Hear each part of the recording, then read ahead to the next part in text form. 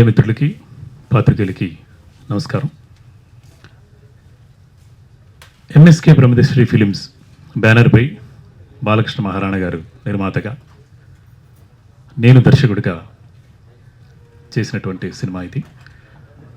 నా 11th movie ఇది. యాక్చువల్గా నా ఫస్ట్ ఫిలిం అఘోరా దగ్గర నుంచి, అంటే అప్పుడు ఇంత మీడియా లేదు. 2001లో, అంటే దాదాపు 25 ఏళ్ల క్రితం నేను చేసినటువంటి ఫస్ట్ ఫిలింకి ఎంత కష్టపడ్డామో 25 ఏళ్ల తర్వాత ఇప్పుడు 11th మూవీ ఇప్పుడు చేస్తున్న సినిమా కూడా అంతకంటే ఎక్కువ 1000 రెట్లు కష్టపడ్డాం. ఆ కష్టం వృధా పోదు. ఎందుకంటే ఓ మంచి కథ, చైన్ రియాక్షన్ ఆఫ్ కర్మ అనే ఒక కాన్సెప్ట్ తోటి ఈ సినిమా చేసాం. ఈ సినిమాలో దాదాపు 52 మంది ఆర్టిస్టులతోటి ఇంత పెద్ద ప్రాజెక్ట్ చేయటం నిర్మాతలకి చాలా అంటే సాహసం అనే చెప్పాలి. ఎందుకంటే నా కథను నన్ను నమ్మి ఇన్వెస్ట్ చేశారు. నేను అడగగానే, అంటే ఈ సినిమాలో వరలక్ష్మి శరత్ కుమార్ గారు లీడ్ చేస్తే బాగుంటుంది అని చెప్పగానే ఏమాత్రం సంకోచించకుండా ఎస్ అన్నారు. ఎస్ అన్న తర్వాత చాలామంది చెప్పారు వరలక్ష్మి శరత్ కుమార్ గారు మంచి కోఆపరేటివ్ అది ఇది అని చెప్పారు. కాకపోతే కొంచెం కఠినంగా ఉంటారు, టైంకి ఫస్ట్ షాట్ తీయకపోతే ఫీల్ అవుతారు, అలుగుతారు, ఇవన్నీ చెప్పారు. ఇవన్నీ చెప్పేసి లేడీ బాలయ్య అని చెప్పారు. బాలయ్య గారు అంటే అంత క్రమశిక్షణ ఉండడం అనేది చాలా సంతోషం. ఎందుకంటే ఇవాళ బాలకృష్ణ గారి జన్మదినం. ఆ జన్మదినం సందర్భంగా బాలకృష్ణ గారిని గుర్తు చేసుకుంటూ ఈ లేడీ బాలయ్య గురించి చెప్పాలి. లేడీ బాలయ్య అయితే కరెక్ట్గా 9 గంటలకు షాట్ అంటే 8:55కి మన ముందు వస్తారు. 100% వచ్చారు, కోఆపరేట్ చేశారు, షూటింగ్లో యాక్ట్ చేశారు. అండ్ ఆవిడ చేయనటువంటి ఒక డిఫరెంట్ క్యారెక్టర్ పోలీస్ కంప్లైంట్లో చేశారు. అది కూడా ఫన్, అంటే కామెడీ ఇంతవరకు చేయలేదు ఆవిడని జయమ్మగానో లేదా ఇంకో విలన్ గానో అందరూ చూశారు. ఒకప్పుడు హీరోయిన్, దాని తర్వాత క్యారెక్టర్ ఆర్టిస్ట్ అయ్యారు. మన సినిమాతోటే ఆవిడికి లైఫ్ వస్తుంది, ఎందుకంటే డిఫరెంట్ క్యారెక్టర్ డిఫరెంట్ జోనర్లోకి వెళ్తుంది కాబట్టి. సరే, ఆవిడ కూడా షూటింగ్లో కోఆపరేట్ చేశారు, అదంతా బాగానే ఉంది. అండ్ 52 మంది ఆర్టిస్టులతో పాటు కొన్ని 100 మంది టెక్నీషియన్లు, తర్వాత 100 మంది జూనియర్ ఆర్టిస్టులు, 100 మంది అంటే ప్రొడక్షన్ వాళ్ళు, ప్రతి ఒక్కరి కష్టం ఉంది ఈ సినిమాలో. పోలీస్ కంప్లైంట్లో మా డిఓపి గారు, అంటే ఇంతమంది ఆర్టిస్టులతోటి 45 రోజుల్లో ఫినిష్ చేయడం ఒకటి. తర్వాత ఒకరోజు అయితే 24 hours, అంటే మార్నింగ్ 6 o'clock స్టార్ట్ చేస్తే నెక్స్ట్ డే 6కి ప్యాకప్ చెప్పాను. 24 hours వర్క్ చేసాం. దాని తర్వాత వెంటనే మళ్ళీ అదే రోజు మధ్యాహ్నం షూటింగ్ స్టార్ట్ చేసాం. సో ఇంత అద్భుతంగా రావడానికి నిర్మాతలతో పాటు నాకు సపోర్ట్ చేసినటువంటి డిఓపి హరీష్కి ఈ సందర్భంగా థ్యాంక్స్ చెప్తున్నాను. దాంతోపాటు నా డైరెక్షన్ టీం అందరికీ, అంటే co directors, associate directors, direction department, చిన్న క్లాప్ బాయ్ దగ్గర నుంచి అందరికీ కూడా ఈ సందర్భంగా థ్యాంక్స్ చెప్పాలి. ఎందుకంటే ఈ సినిమాని మోయటం అనేది చాలా కష్టం. ఎందుకంటే పెద్ద సినిమాలకైతే ఒక 10 మందో 15 మందో డైరెక్షన్ టీం ఉంటారు. ఒక 5-6 తోటి వీళ్ళందరినీ మోస్తూ సినిమా చేసాం. అదేమీ బాధ అనిపించలేదు, అదేమి ఇబ్బంది అనిపించలేదు. సినిమా చాలా బాగా వచ్చింది. సినిమా కాపీ వచ్చిన తర్వాత చాలా హ్యాపీగా ఫీల్ అయ్యాం. చైన్ రియాక్షన్ ఆఫ్ కర్మ అనే ఒక కాన్సెప్ట్ తోటి చేసాం. కానీ ఆ కాన్సెప్ట్ వరలక్ష్మి గారికే తగులుతుందేమో అనిపిస్తుంది. ఎందుకంటే ఈ సినిమా ఇంత కష్టపడి చేసిన తర్వాత చాలా మంచి సినిమా చేశాం కదా, ఏమంటే ప్రమోషన్కి మాకు సపోర్ట్ చేయండి అని చెప్పేసి మొన్న ప్రసాద్ ల్యాబ్లో చేసినప్పుడు కూడా మీరు అందరూ అడిగారు, ఏంటి మీరు మాత్రమే కనిపిస్తున్నారు, మీరు మాత్రమే మీడియా ముందు వచ్చేసి మాట్లాడుతున్నారు, వరలక్ష్మి గారు లాంటి వాళ్ళు రావట్లేదు అని. అంటే ఆవిడ గెస్ట్ క్యారెక్టర్ ఏమో అని చెప్పేసి ఒక క్వశ్చన్ వేస్తే 2 గంటల 20 నిమిషాల సినిమాలో 2 గంటలు ఆవిడే ఉంటారు. ఆవిడే హీరో. ఆవిడ తర్వాతే మిగతా వాళ్ళు, నవీన్ చంద్ర కానివ్వండి, రాగిణి కానివ్వండి, కృష్ణసాయి గారు. పాపం ఆయన అంతకుముందు సినిమాలు చేసినా కూడా నా పాత్ర తగ్గినా పర్లేదు, ఆవిడ క్యారెక్టర్ని బాగా ఎలివేట్ చేయాలని చెప్పేసి ఆయన సపోర్ట్ చేశారు నటుడుగా. అలాగే అన్ని విధాలుగా సపోర్ట్ చేశారు. సో ఆయన డ్యూటీ చేస్తూ రాత్రి 4-5 గంటలకి ఇంటికి వచ్చి మళ్ళీ 6:30కి అంతా లొకేషన్లో ఉండేవారు. అంత కష్టపడ్డటువంటి ఆయన కూడా ఈ పత్రికా ముఖంగా థ్యాంక్స్ చెప్తున్నాను. సో వీళ్ళందరి కష్టాన్ని నిలబెట్టాలి, సక్సెస్ చేయాలంటే ఏం చేయాలి?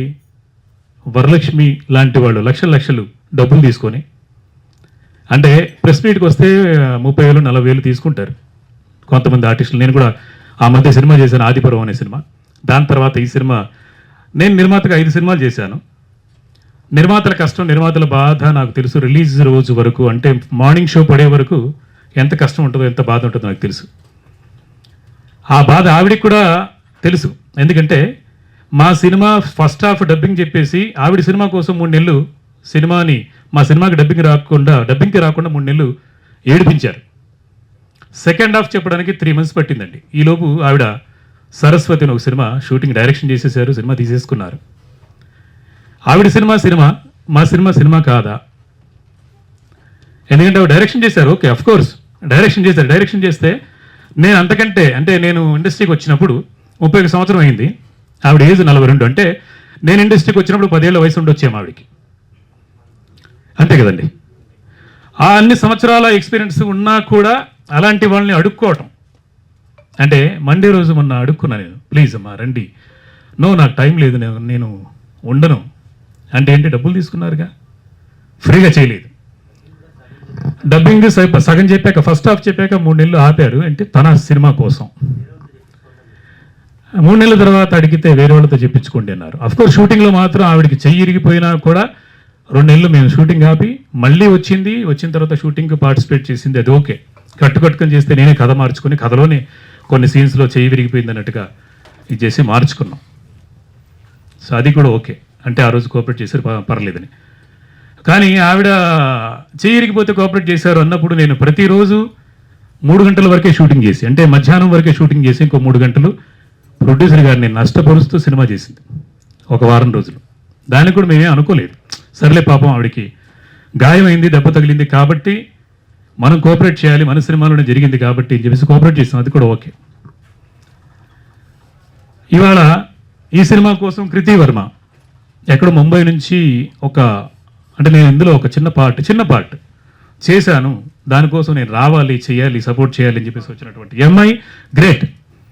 అండ్ చిన్నపిల్ల అంటే 10 ఏళ్ళు కూడా లేనటువంటి ఒక అమ్మాయి కూడా 24 hours వర్క్ చేసింది. అదే రోజు 24 గంటలు ఒక 7 ఏళ్ల పాప వర్క్ చేయటం చాలా గొప్ప. అమ్మాయికి ఈ పత్రికా ముఖ్యంగా థ్యాంక్స్ చెప్తున్నాను. మా thank you baby, thank you so much, love you. ప్రమోషన్స్కి వీళ్ళు వస్తున్నారు, చిన్న పిల్లలు వస్తున్నారు. అండ్ పెద్ద సినిమా రామ్ చరణ్ గారిది, అంత పెద్ద 350 కోట్లు పెట్టి సినిమా చేసినటువంటి అంత పెద్దవాళ్ళు కూడా ప్రతి ప్రమోషన్ ప్రతిరోజు వదలకుండా ఏదో రకంగా మీడియా ముఖ్యంగా ముందుకు రావటం, జనానికి తెలియటం, జనానికి మన సినిమా తెలియాలని చెప్పేసి వాళ్ళు ట్రై చేస్తున్నారు. పెద్ద సినిమా బాగుంది, దానికి ఇంకొంచెం బూస్ట్ చేయాలని చెప్పేసి వాళ్ళు ట్రై చేస్తున్నారు. వాళ్ళు చాలా గొప్ప, గ్రేట్. అండ్ వాళ్ళతో పాటు ఇంకా ముఖ్యంగా చెప్పాలంటే సంగీతం శ్రీనివాసరావు గారు 94 సంవత్సరాల వయసులో మీడియా ముఖంగా వచ్చి మీ ద్వారా ఆయన సినిమాను కూడా ప్రమోట్ చేసుకున్నారు. 94 ఏళ్ల వయసులో ఉన్నటువంటి ఒక డైరెక్టర్ వచ్చి నా సినిమా ఇది అని చెప్పుకున్నప్పుడు మీరు ఎందుకు రారు? వరలక్ష్మి శరత్ కుమార్ గారు ఎందుకు రారు? వాళ్ళ మేనేజర్ కూడా ఆన్సర్ లేదు. డబ్బులు ఇవ్వనప్పుడు మాత్రం ప్రతిరోజు ఫోన్ చేయడమే, ప్రతి గంట ఫోన్ చేయడమే. డబ్బింగ్ చెప్పాలంటే ప్రసాద్ ల్యాబ్ నుంచి ఆ పక్క సందులోంచి నెక్స్ట్ రోడ్డు 2 కిలోమీటర్ల అవతల నుంచి ఇవతల రోడ్డుకి రావాలంటే 4,000-5,000 మాకు ఖర్చు అవుతుంది. ఓన్లీ ఒక 2 kilometers మా దగ్గర ప్రొడ్యూసర్స్ దగ్గర వసూలు చేస్తారు, బాగానే ఉంది, తీసుకోండి అంటే మీ రూల్స్ ఇది ఉండొచ్చు కాక. కానీ పోలీస్ కంప్లైంట్ సినిమా మీకు జీవితాన్ని ఇస్తుంది. కానీ మీరు ప్రమోషన్ చేయకపోవడం వల్ల మాలాంటి దర్శకులకి, నిర్మాతలకి జీవితాన్ని పోగొడుతుంది. ఎవరో ఒక వారం ముందు చూశాను, ఎవరో వరలక్ష్మి గారి కథ చెప్పేసి బయటకు వచ్చేసి ఒక గాడెస్, ఒక గొప్ప వ్యక్తితోటి నేను వర్క్ చేశాను అంటే కథ చెప్పాను, అద్భుతం అని చెప్పేసి ఎవడో ఫేస్బుక్లో పెట్టాడు, చూశాను. కానీ తర్వాత బాధ ఏంటి, సినిమా తీసిన తర్వాత సినిమా బయటికి తీసుకెళ్లే వాళ్ళ బాధ ఏంటి అని చెప్పేసి ఆ డైరెక్టర్ని చూసి జాలేసింది నాకు. ఆవిడ పని చేయడంలో తప్పులేదు, సిన్సియర్గా వర్క్ చేస్తారు, టైంకి వస్తారు, చాలా ఎఫర్ట్ పెడతారు. ఎఫర్ట్ ఆ వర్కింగ్ షూటింగ్ కోసం మాత్రమే కాదు, యాక్టింగ్ కోసమే మాత్రమే కాదు, సినిమా ప్రమోషన్ కోసం కూడా పెట్టాలి. ఇది మాత్రం చాలా అన్యాయం వరలక్ష్మి గారు. ఎందుకనంటే నేను ఉండను అని అంటే నెక్స్ట్ డే ఎక్కడో కనపడతారు. ఈ సినిమా జూన్ 12 తారీఖున 350 థియేటర్లో రిలీజ్ అవుతోంది. మీ సినిమా ఇంతవరకు రిలీజ్ అవ్వలేదు. అంటే ఇంత గ్రాండ్గా మహారాష్ట్రలో, అండమాన్లో, యుఎస్లో, కర్ణాటకలో 82 థియేటర్లు ఇవాళకి కన్ఫర్మ్ అయ్యాయి. సో దాదాపు రేపు సాయంత్రానికంతా ఇప్పుడు 358 500 థియేటర్లు కూడా రిలీజ్ అవుతుంది. అది వరలక్ష్మి వల్ల కాదు, సంజీవ్ మేగోటి వల్ల, అలాగే నరేంద్ర బాబు గారి వల్ల.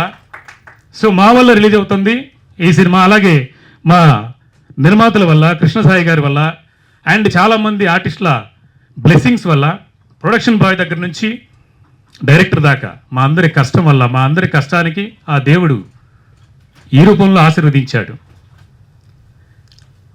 మొన్న రాత్రి 11-12 గంటల వరకు కూడా ల్యాబ్లో తిరిగి ప్రతి రూపాయి అడుక్కొని రిలీజ్ చేయాలి కదా. మీరు వస్తే ఎవరిని అడుక్కునే అవసరం ఉండేది కాదు. మీరు వచ్చి జస్ట్ ఒక హాఫ్ అన్ అవర్, నేను సండే రోజు మీకు మెసేజ్ పెట్టాను, ఏమని, అమ్మా 4 రోజులు మీరు బ్యాలెన్స్ ఉంది, 4 రోజులు మీరు ప్రమోట్ చేయాల్సిన అవసరం ఉంది, 4 రోజులు వద్దు, 1 గంట రండి అని చెప్పాం. మీరు 1 గంట మా కోసం స్పెండ్ చేస్తే మాకు 1 కోటి రూపాయలు చేతికి వస్తుంది. ఇప్పుడు నష్టపోతూ కష్టపడుతూ కూడా ఈ సినిమాని తీసాం, ఈ సినిమాని బయటికి వేస్తున్నాం. ఈ సినిమా సక్సెస్ అవుతుంది. ప్రేక్షకుల ఆశీర్వాదం, అలాగే మీడియా మిత్రుల ఆశీర్వాదం, మీ అందరి ఆశీర్వాదంతో పోలీస్ కంప్లైంట్ జూన్ 12వ తారీఖు రిలీజ్ అవుతుంది. డ్యామ్ షూర్గా మంచి హిట్ అవుతుంది, మంచి పేరు వస్తుంది. సో మీరు ఇంట్లో కూర్చొని ఫీల్ అవ్వండి. Thank you so much.